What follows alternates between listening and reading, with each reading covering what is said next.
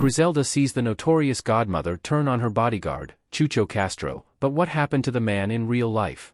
Netflix's limited series tells the story of real-life crime boss Griselda Blanco, who has gone down in history as one of the most brutal and bloodthirsty drug lords of the Miami cocaine scene. Griselda kicks off with the woman's arrival to Miami from Colombia, and sees her recruit a variety of characters who would become her underlings and, in many cases, victims. Most of these are based on the real people who worked for Griselda, including Jesus, Chucho, Castro. As Griselda would tell it, Griselda met Chucho when he was working as a cook at a diner in Miami. He was the first individual that she hired, and he remained a loyal bodyguard throughout most of the Netflix series' 6 episodes. Though exactly how the real Griselda met the real Chucho is unknown, it has been noted in various reports, including a New York Times article from 1982, that the disintegration of Griselda and Chucho's relationship went much the same as in Griselda. The godmother ordered a hit on her bodyguard, and though Chucho survived, his 2-year-old son did not. But what happened next? Chucho disappeared after Rivy killed his 2-year-old son. Griselda, Chucho, 1.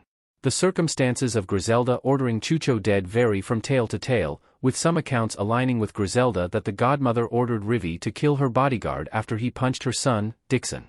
According to the New York Times article, however, Chucho had refused to carry out an unspecified order, which led Griselda to want him eliminated.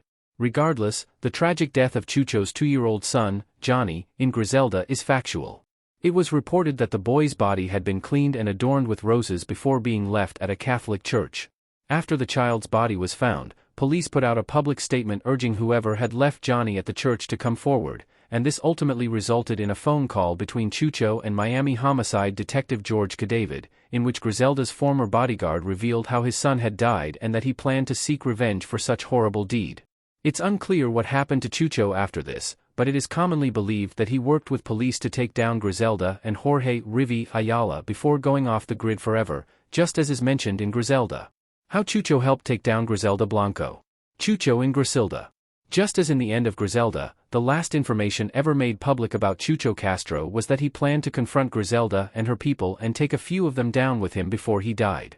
It's certainly possible that this is precisely what happened, but based on the charges pressed against the godmother and Rivy, who was directly responsible for Johnny Castro's murder, it's far more likely that Chucho cooperated with police and was placed in protective custody, or otherwise left the country on his own. Regardless of Chucho's fate, his falling out with Griselda played a significant part in the woman's downfall since Johnny's death motivated the police to end the godmother's reign. However, after Griselda's arrest in 1985, she and Rivy were eventually charged with Johnny Castro's murder and the attempted murder of Chucho. These charges wouldn't have stuck without a first-hand testimony from Chucho himself, which is why it is typically assumed that the man survived long enough to help the police. So, after the events depicted in Griselda, it seems Chucho truly did get his promised revenge.